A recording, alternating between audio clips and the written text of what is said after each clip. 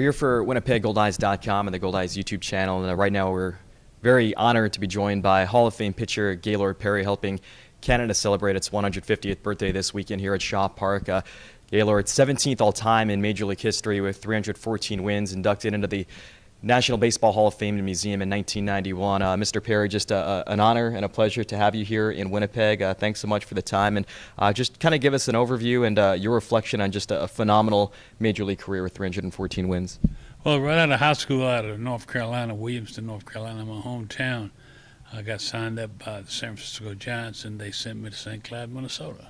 So I got here. That was a great new experience I had, because we had all the players back then are signed by a big league club. So, you had to have some good luck around the way, and we had a very good team. 5 of the players on that team made the big league. So we had a good club, and we won the pennant on the last day of the season and took first place, and that was a great winner to live and talk about that. And then the front office in San Francisco was talking about some of the players, some of my teammates, and myself, and it was just you put a lot of emphasis on winning when they carry it through the winter and talk about it. Do you remember when you were first called up to the major leagues, and what was that experience like? Well, in 1962, I made the club in spring training, so I stayed there about 6 weeks, and I got sent back down. Then I got called back up September 1st, and we had an outstanding club. We won the pennant that year in the National League and lost in the World Series. So, but we had some good players. Had the greatest player I saw play in Willy Mays, most feared hitter in Willie McCovey, and Cepeda was great, and the great pitcher Juan Mareshell. So, man, you had to kind of step up to the plate, because those guys were good every day. You mentioned some of those greats you played with early in your career with the San Francisco Giants. I'll ask you about Juan Mareshell. What was that like, watching him from the dugout or from the bench, a guy that was throwing that hard and just dominating hitters from every start? Well, he was so great. He had a great motion, and I had an ex-teammate on another club that, he got a couple of hits off of Mareshell, and then the next time he didn't get any. So I asked him, says, Mareshell threw you a pitch right up here, a hanging curveball, and you just popped it up. Says, what does he do different? He says, all I saw was arms and legs. That night I practiced all arms and legs, and I had that motion from then on, and it was a big help. So I learned a lot by asking a teammate how he didn't hit Juan Mareshell, because I needed an edge like every pitcher does, or something like that. You take like Steve Carlton, threw so hard, he got by. You had Sandy Koufax had a great curveball and threw hard, and Don Drysdale threw hard and was mean. So it was, you got to have something in there. So I took it and barred Mareshell's high leg kick, and it helped. And I wanted to pitch a lot of complete games, and I did. So I had the right many, and something that they don't get now. You mentioned the two big hitters that you had the opportunity to play with in Willie Mays and Willie McCovey, and as you said, many people consider Willie Mays the greatest player of all time. I mean, looking back, what was that like, having him behind you in center field, and having him support you with a lot of runs and RBIs? Well, the thing about Mays, he was so great at defense. He knew where to play players and knew how he was going to pitch them. He wanted to know how he was going to pitch every guy. He didn't want to be in the wrong position. And so when that player hit a ball out towards center field, I didn't even look. I knew he had it. He was just great, and just a great teammate. I loved the guy, and he was awesome. Now, another guy you played with for quite a while with the San Francisco Giants, Hal Lanier, an infielder who managed here in Winnipeg for many, many years. What do you remember about Hal and having him play behind you in the infield?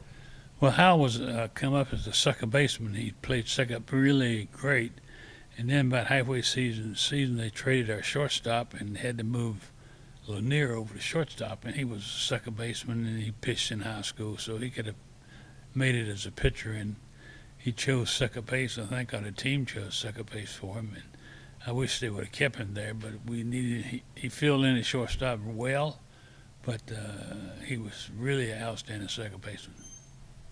And of all the great hitters that you faced on the mound, throughout your great major league career, was there anyone that maybe gave you fits that you wouldn't necessarily think of that was a tough out for you? Yeah, Stanley hit a home run off of me, Yankee Stadium. On next day, I beat him up. But he was my teammate in Cleveland for a while, and we had a lot of fun about that. If you hang enough pitches, somebody's going to hit one out. And I give up a few home runs, but not as many as some. 314 wins, 17th all-time in Major League history, just a phenomenal accomplishment. Do you remember win number 300, and how special was that moment for you? Oh, it was very special. It was, something that very few reach. 300 or have the opportunity to reach it. So I was very fortunate that Seattle gave me the chance to go up there and pitch for their club, and we had some good days, and so I was glad I did that and got this 300th win, and played the next year and played with 3 teams in the last year, and I retired, and it was just a great career. You also had the opportunity to throw a no-hitter at the major league level, another thing that very few have the opportunity to do. What do you remember about that start, and were there any key defensive plays that maybe saved it along the way for you that night? Well, the thing I was worried about was their pitcher, Bob Gibson, because he could pitch a shutout or a no-hitter easy in the time. He had great stuff. He was a great competitor. I learned a lot by watching Bob Gibson pitch, see how he would really challenge guys. He didn't back off from anybody. And we just had a great game, and he was a little upset, but he finally forgave me. You're inducted into the National Baseball Hall of Fame in 1991.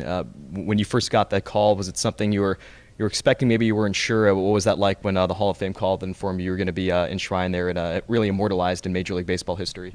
Well, I had gotten a call the year before that didn't make it, so it was, you don't know what that phone's going to talk to you about until it rings, and it rings, you kind of wish that it would be good news, and the second year they called me, it was good news, and it's been a great thing for me and all the ball players that are in there, because it's something special. We go up there once a year and see everybody, and if your players live in California, I live in North Carolina, you might go 10 years without seeing anybody. So it's great to have that once a year we go up there and meet everybody and talk baseball, and we will get better each year. You know how it is. What's that experience like, going back for the induction every July in Cooperstown, New York? Not just when you got to experience that yourself in 1991, but every year since, where all the living members that are in the Hall of Fame are invited back there to Cooperstown. Yes, you're hoping all will come, and some of us are getting older, and I am myself. And it's something that you want to enjoy, and you sit there and you take 4 days to have it in, and everything is great. They got great restaurants up there, and they got great people coming to see the old ball players and having fun and getting autographs. So it's a good thing, and I enjoy it. You've been touring across Canada here for the celebration of Canada's 150th birthday. Part of that tour is actually Fergie Jenkins, who made it considered the greatest Canadian baseball player ever. Just kind of tell us a little bit about your relationship with Fergie and how you guys got to know each other so well. Well, Fergie I respect so much because when he playing with the Chicago Cubs, and that's the hardest park to pitch in, he won 20 games or more, I think, 5 times. It's unreal. I mean, then it comes down to Texas. I don't see how the Cubs traded him. He comes down to Texas, he wins like 24 and wins the Cy Young there, and I respect him so greatly when he was against me, and then I become a teammate of him. I really just love the guy, and he's doing some great charity work, and I'm very thankful that he let me be part of it. And we spring and we go to ballparks, probably 30 of them in the spring, and raise money for his charities, and it's just an honor. He's such a neat guy. You guys in Canada got a man that you can be proud of. That's outstanding, and you don't have to answer this, but I have to ask you about the spitball and kind of how that developed into part of your repertoire, and at what point in your career did you kind of incorporate that as a weapon to use against hitters? I'll give you one answer: all the chances I got. Outstanding. Well, Mr. Perry, really appreciate the time. Thanks so much for coming out. All the best to you and the family here moving forward. Okay, but have a good one.